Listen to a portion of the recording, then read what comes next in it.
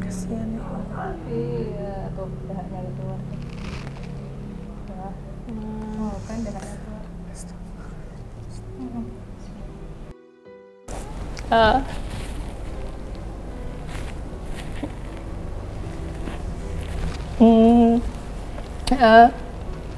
Karena udah bertahun-tahun yang lalu ya Pika udah bisa ngomong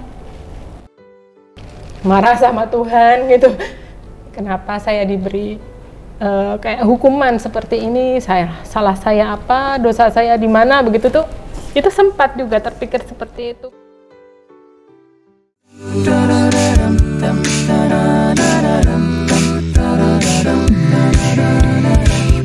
Open your heart and feel the peace, this wonderful world that Allah gives. There's only love looms between us, there's only bond that never lose. There's only bond that never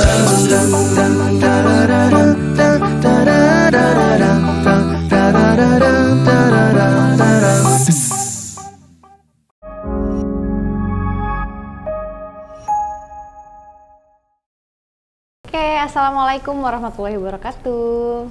Waalaikumsalam. Halo Ibu Santi. Halo juga Mbak. Sehat Ibu? Alhamdulillah. Oh, Pika mantu. Masya Allah. Nih hari ini di The Sister Podcast lagi kedatangan Ibu Santi dan Pika. Iya, Masya terima kasih Allah. sudah diundang. Sama-sama. Nah hari ini kita mau ngobrol-ngobrol light aja. Kan Ibu Santi dititipkan anak yang begitu istimewa ya. Insya Allah menjadi satu shortcut. Oh sayang.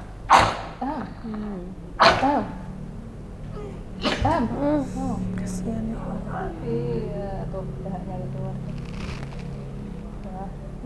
Oh, kan dahaknya keluar.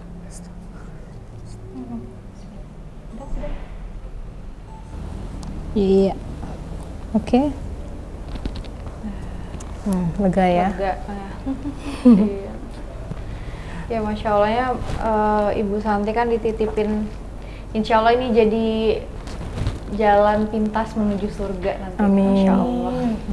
Nah ini kemarin kan kita sempat lihat beritanya Bu Santi ini, Masya Allah banget. Itu nah kita mau pengen tahu juga sih, mungkin kan di luar sana ya kita sebagai seorang ibu juga gitu yang melihat perjuangannya, tadi udah sempat ngobrol juga ya Rin ya, mendengar perjuangan itu luar biasa banget dan mungkin di luar sana mengalami case yang sama, sekarang lagi di ujian yang sama atau mungkin berbeda tipe penyakitnya, tapi diujinya sama gitu loh tentang Dengan anak-anak yang anak-anak spesial. yang dengan anak-anak yang spesial. Ini mungkin bisa mendapatkan motivasi ya hari ini dengan kita ngobrol di sini. Sebelumnya Pika ini sakit apa sih Bu? Jadi kondisi Pika yang seperti ini disebut cerebral palsy dengan beberapa penyakit penyerta begitu. Jadi ada epilepsi, kemudian GDD (Global Delay Development). Jadi kan ada perkembangan yang terhambat secara menyeluruh kan. Jadi kalau tapi yang secara concern yang saya saat ini perjuangkan tentang kejangnya, tentang epilepsinya. Karena kejangnya itu bikin makin mundur kan? Iya, menghambat perkembangannya. Jadi bukan makin maju malah tambah mundur. Yang harusnya terapi yang sekarang masih terapi kan? Iya, masih harusnya rutin, terapi masih. ini bisa bikin progres ya. Iya. Tapi setiap Pika kejang akhirnya mundur. Iya, gitu ya. iya. Ya itu dilema banget sih ya. Nah, tapi kan banyak yang belum tahu gitu kan. Kan banyak yang kadarullah kena cerebral palsy itu kan dari lahir, ada yang dari kandungan udah ketahuan gitu. Jadi Pika ini kenanya umur berapa Bu? Jadi anak-anak CP itu kan berbagai macam penyebab dan berbagai macam kondisinya. Ada yang ringan, sedang, berat, ada yang pas dari dalam kandungan, ada karena proses lahir, ada pas mulai lahir. Kalau Pika ini dari lahir sehat, alhamdulillah. Dia lahir dengan berat 3,4 kilo. Karena lahir sesar, karena dia terlilit tali pusar 2 kali, jadi bayinya nggak bisa keluar. Akhirnya disesar, tapi cukup bulan, alhamdulillah. Dan selama saya hamil pun nggak ada keluhan yang bagaimana. Sampai lahir pun nggak Sampai ada lahir, keluhan? iya, perkembangannya bagus, 2 bulan sudah tengkurap, kemudian ya seperti bayi-bayi yang lainnya, berjalan, sekolah sampai TK 0 besar, itu baru Sampai mulai. TK tuh bener-bener nggak ada gejala apapun? Nggak ada. Terus hari H tiba-tiba ada gejala yang Pika alami sampai bisa kayak sekarang tuh gimana tuh? Jadi Pika itu, kita waktu itu kondisinya kita bertiga tinggal di Bali. Saya bekerja, bapaknya bekerja. Kemudian Pika kita masukkan ke TK yang full day. Jadi pulang kerja kita ambil Pika gitu. Nah setelah Pika TK 0 besar, itu muncul gejala kayak di sekolah itu sering muntah. Lemes, seperti pingsan. Kita ditelepon sekolahnya untuk jemput gitu. Ibu ini Pika pingsan gitu, Pika sakit, kita jemput berdua sama bapaknya, bawa pulang, nanti istirahat sehari 2 hari seger lagi. Jadi kan saya nggak pernah punya pikiran untuk yang sesakit apa gitu. Jadi nggak pernah waktu itu nggak langsung dicek. Ya ke dokter biasa aja, oh kecapean, flu paling gitu kan. Mereka juga kalau kondisi seperti itu nggak mungkin coba cek lab, coba CT scan, nggak mungkin seperti itu. Baru muncul kejang tanpa demam. Berapa lama tuh jaraknya antara gejala-gejala awal sampai akhirnya bisa kejang gitu? Itu nggak lama karena waktu itu juga masih sekolah 0 besar itu Mbak. Oke. Jadi mungkin berapa bulan gitu Kak. Saya secara pastinya saya tidak ingat, tapi waktu itu terus muncul kejang. Kita bawa langsung ke rumah sakit, kemudian ke dokter syaraf anak di sana dan minum obat kejang sejak saat itu. Nah diagnosa dokter saraf anak itu apa waktu awal kejang itu? Epilepsi karena kejang tanpa demam. Oke. Dan yang saya belum pernah cerita ke yang lain. Jadi waktu Pika pertama ke dokter itu pulang, kita kan naik motor tuh. Pika kan hadap sini nih, hadap ke saya. Ya. Terus saya kan nangis karena dia diagnosa epilepsi itu. Ibu ngapain nangis? Dia langsung gitu. Aku tuh langsung enggak, matanya ibu kelilipan gitu. Itu jadi waktu pertama divonis itu ya saya langsung nangis dan dia masih bisa ngomong waktu itu ngelihat saya itu nangis. Ibu ngapain nangis katanya? Enggak, ibu nggak nangis. Nah itu artinya masih bisa ngomong ya? Masih bisa. Terakhir dia ngomong sama ibu tuh apa yang dia sampaikan sebelum akhirnya dia benar-benar nggak? Udah berapa tahun yang lalu dia ya, saya nggak mendengar.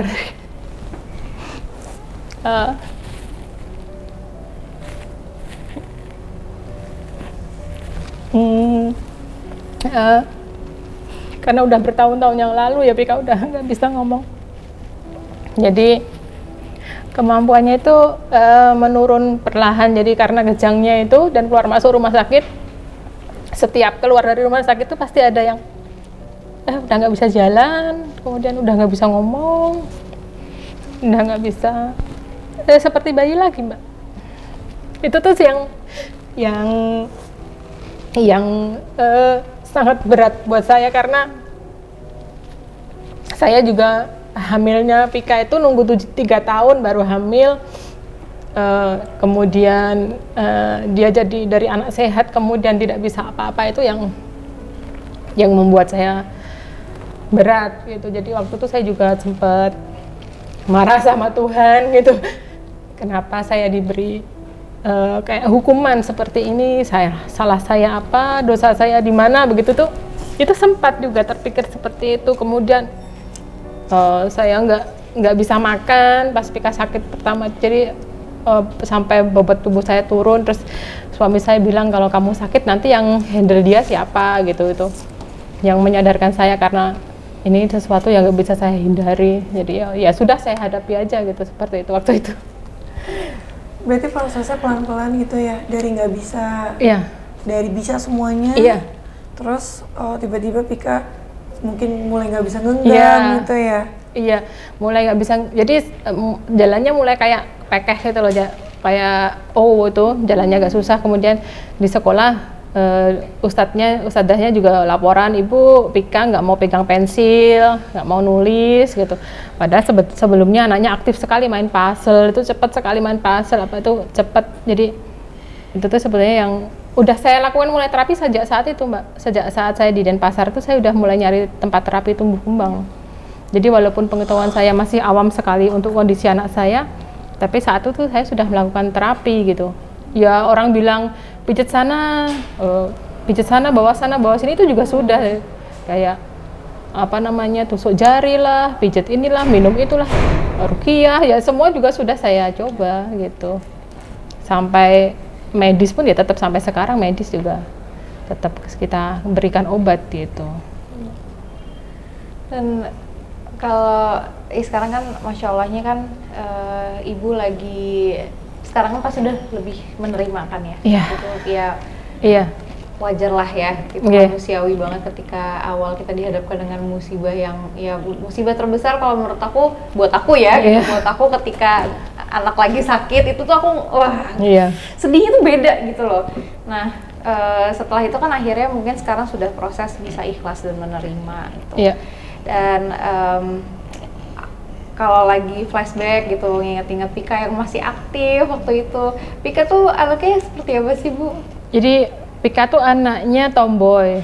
Jadi dia kayak kesukaannya bukan kartun-kartun yang princess itu bukan, tapi dia suka Spider-Man, Batman begitu. Kemudian anaknya jiwa sosialnya tinggi, tidak pelit. Jadi misalnya beli makanan atau apa tuh semua teman-temannya dibeliin. Kemudian anaknya nurut. Jadi misalnya saya ke supermarket itu, dia minta barang, ibu, mau ini iya mau batuk, ibu ini boleh nggak gitu, tapi belum batuk. Kayak gini ya. Ibu, aku ini boleh nggak gitu? Nggak boleh, enggak ya taruh. Boleh, ini boleh. Oh, ini dahaknya ya. Mau sama bapak sana ya? Didudukin, dilepasin di kursi aja, didudukin Pak, ditepuk-tepuk dahaknya soalnya kayaknya banyak ini. Bunyi ya? Iya, dilepasin terus ditepuk-tepuk ya. Bapaknya juga tak ajarin itu untuk handle. Nah, kemudian anaknya nggak ngerepotin, dari dulu memang nggak ngerepotin, jadi lumayan anak yang baik lah bagi saya gitu. Saya tinggal bekerja juga nggak rewel gitu, jadi ya itu yang harus beratnya di situ.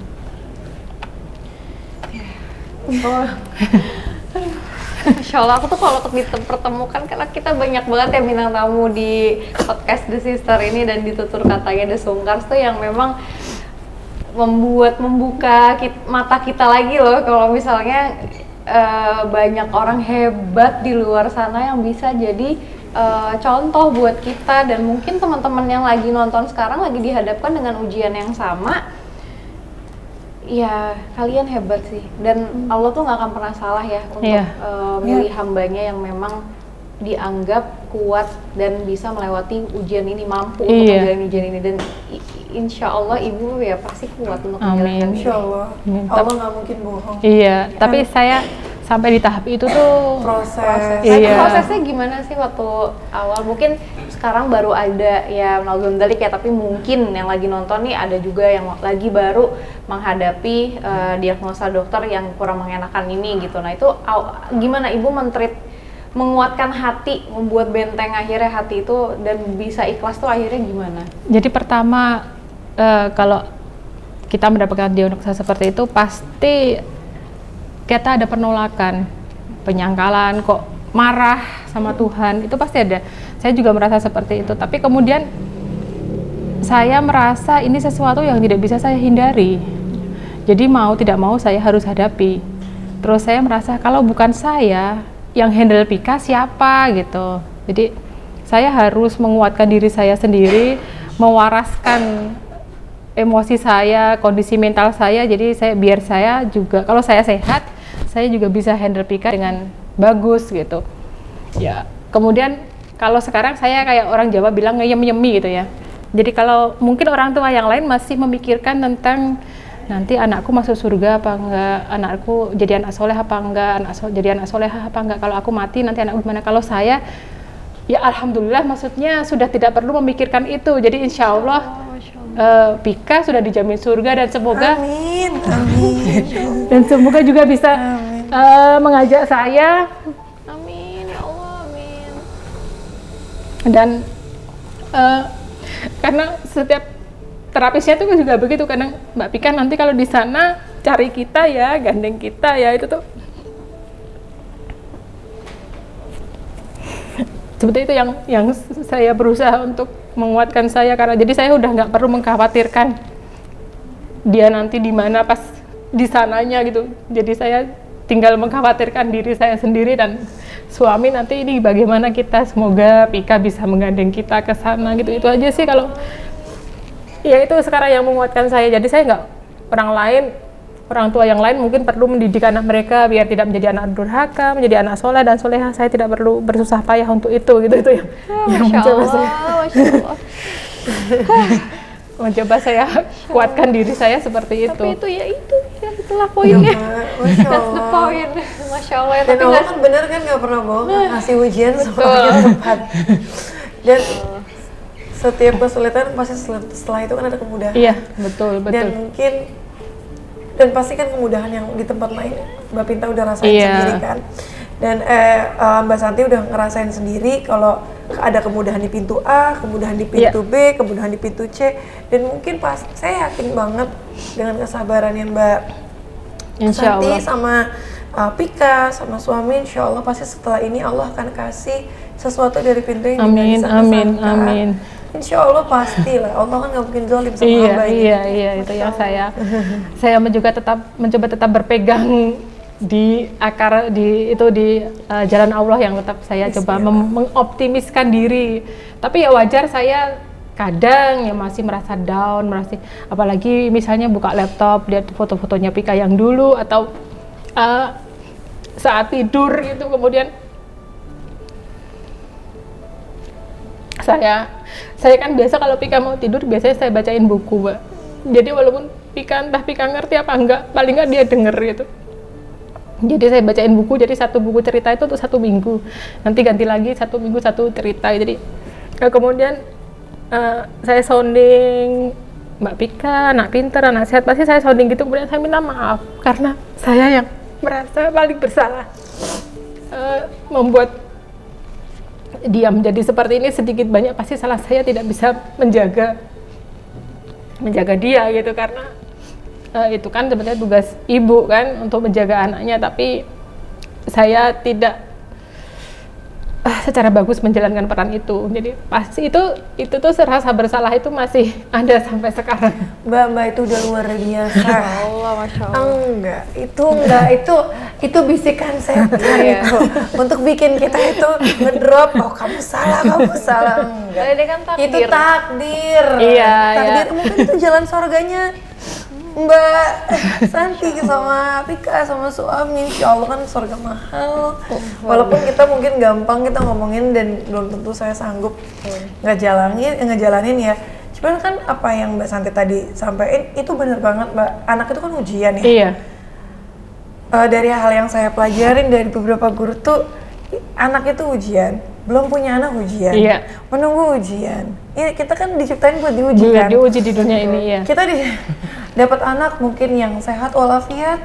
Kita kan akan ditanya di akhirat, anaknya ada apa gimana, diajarin apa aja, maksudnya ujian.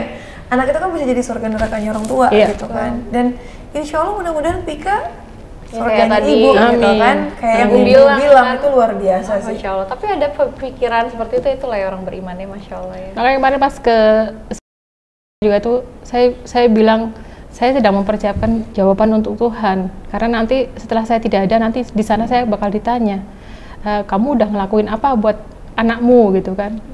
Saya sudah punya jawabannya gitu loh, udah sampai di titik ini tuh saya udah mempersiapkan jawaban saya, nanti misalnya saya di sananya ditanya gitu.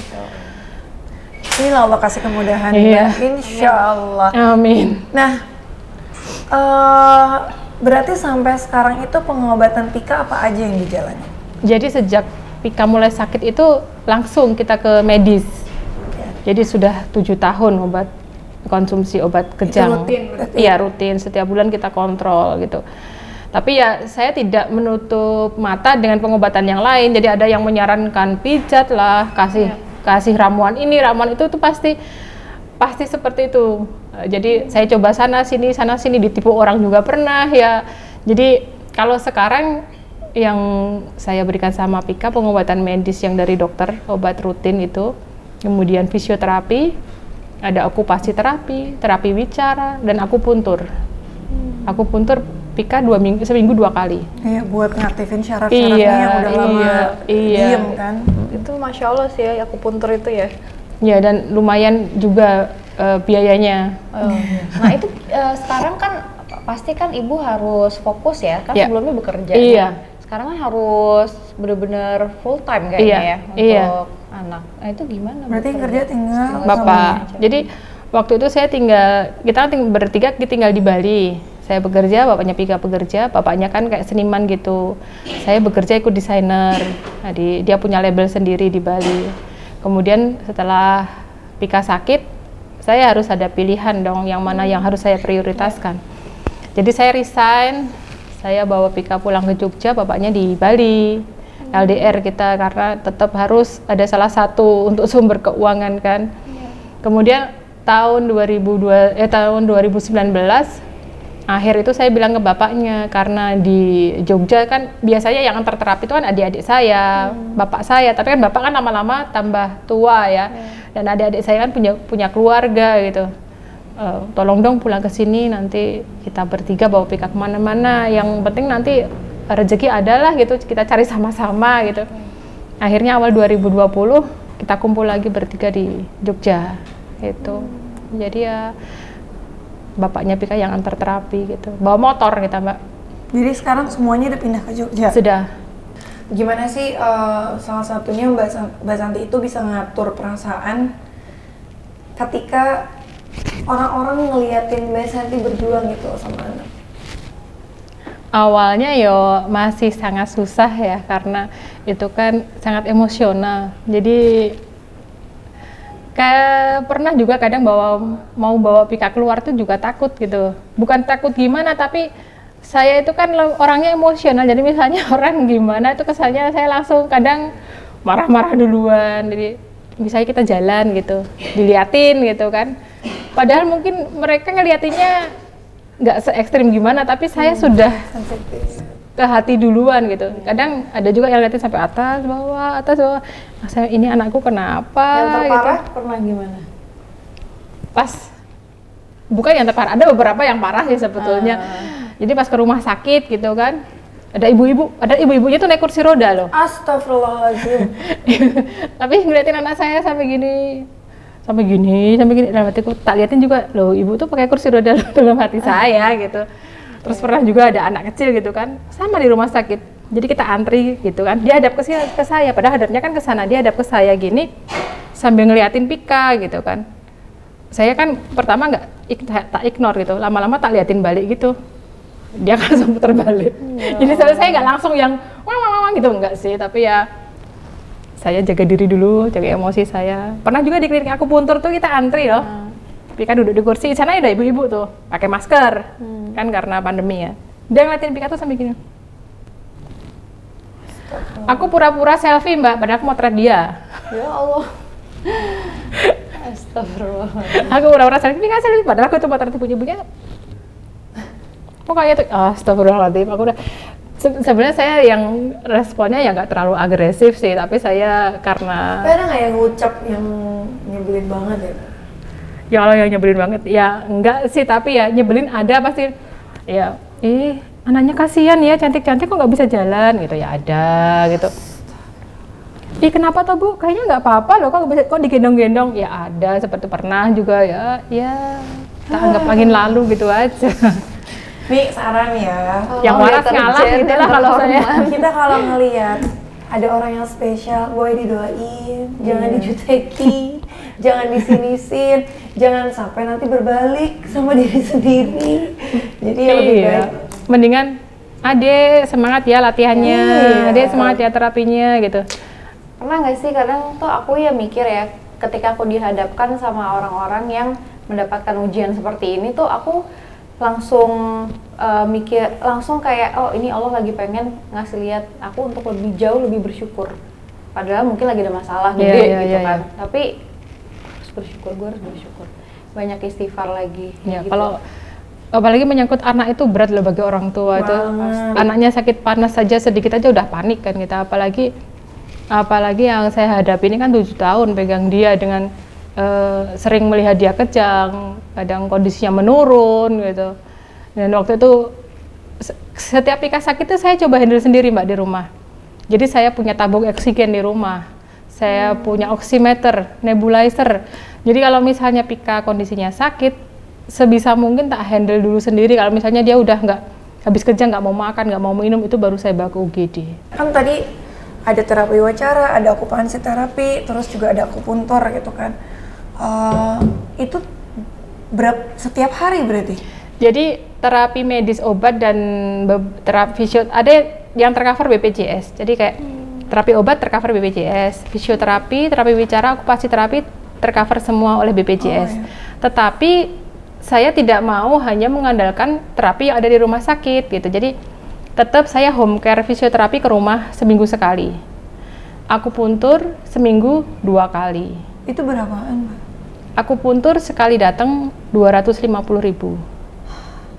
Kemudian fisioterapi 100.000. Sebetulnya fisioterapisnya nggak mematok harga gitu, karena dia tahu juga kondisi orang tua dengan anak-anak berkebutuhan khusus seperti apa. Tapi beliau saya berikan seperti itu. Alhamdulillahnya banyak yang menolong.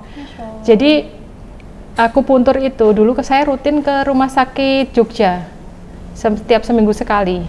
Kemudian karena lumayan jauh dan harus pagi kalau ke rumah sakit, saya mencari saya WA ke dokternya, bisa nggak saya ke kliniknya yang sore kan bisa pulang kerja ke situ, jadi nggak mengganggu bapaknya bekerja. Bisa. Terus saya suruh daftar kan, dikasih nomornya perawatnya. Terus saya tanya, biayanya berapa Mbak? Oh 250 per kedatangan gitu kan. Saya WA lagi dokternya, dok maaf saya kapan-kapan ke rumah sakit aja, saya nggak jadi ke klinik. Katanya, loh kenapa? Saya kosnya nggak nutut. Gitu. Ya kalau cuma sekali 2 kali oke lah, tapi kalau untuk rutin dan jangka panjang itu kan, akhirnya beliau bilang oke, buat Pika free. Masya Allah. Sampai sekarang. Masya Allah. Itu alhamdulillah. Allah akan kasih kemudahan. Iya, iya. Mudah-mudahan Mbak, suami, Pika, dan ibu-ibu di luar sana yang mungkin Allah kasih anak yang spesial bisa kuat. Iya. Insya Allah akan kasih pertolongan ya Mbak. Iya. Gitu. Harus kuat. Harus kuat. Iya. Demi anak iya, ya Mbak. Betul itu. Harus kuat. Nah, kebetulan The Sungkars Family itu kerjasama sama Kita Bisa. Dan ini pure bukan dari kita. Ini pure dari penonton kita yang memang kita udah lama galang dana itu untuk orang-orang yang membutuhkan, misalnya untuk pengobatan, untuk pekerjaan dan yang lainnya. Jadi bukan untuk kita baru galang dana sekarang di Pika gitu. Jadi ya. memang ada Jadi udah lama lah. Ada donatur tetap yang kitabisa.com yang Masya Allah ya, semoga Allah limpahkan rahmatnya kepada mereka-mereka yang luar biasa, punya alokasi kelebihan tapi tetap mau membantu kita semua ya gitu. Masya Allah banget. Nah, insya Allah dari teman-teman itu mau ngebantu pengobatannya Pika, ada bantuan untuk pengobatan Terima Pika. kasih. Mudah-mudahan bermanfaat. Amin. Dan yang mungkin yang nonton, saya titip jangan lupa doain Pika. Amin. Itu yang paling kita perlu. Itu perlu Betul, banget. perlu sekali. Ya, dana itu perlu karena untuk medianya, tapi yang punya cuma Allah ya. Iya, Jadi karena kita dengan berdoa. doa banyak orang itulah yang menggerakkan hati banyak orang untuk membantu kami. Betul. Gitu. Kalau saya sendiri saya nggak bisa, terus terang.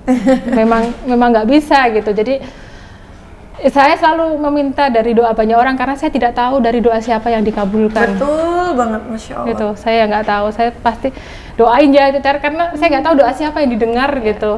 Karena belum tentu saya juga doa saya itu didengar. Jadi Wah, insya Allah ibu doanya kayaknya langsung nembus langit deh. Ibu sabar banget. Ibu sabar lagi dapat ujian yang luar biasa. Masya Allah banget. Mudah-mudahan Pika Allah kasih kesembuhan. amin. Ibu dan bapak diberikan kekuatan, Amin. semua keluarga diberikan kesehatan. Amin. Allah kasih kemudahan di Amin, setiap amin, langkahnya. amin, Allahumma. amin. Semangat ya Ibu. Iya, terima kasih. ya udah mau sharing sama Terima kita. kasih. Mudah-mudahan teman-teman di rumah juga bisa termotivasi lagi kalau misalnya memang lagi ada yang mendapatkan ujian yang mungkin setipe, nah itu bisa lebih semangat lagi. Jangan menyerah. Jangan menyerah, insya Allah. Oke, terima kasih banyak Terima kasih ya, Ibu. Terima kasih. Terima kasih banyak juga semuanya. Maaf kalau ada salah kata. Ambil yang baik, buang yang buruk. Wassalamualaikum warahmatullahi wabarakatuh. Waalaikumsalam warahmatullahi wabarakatuh.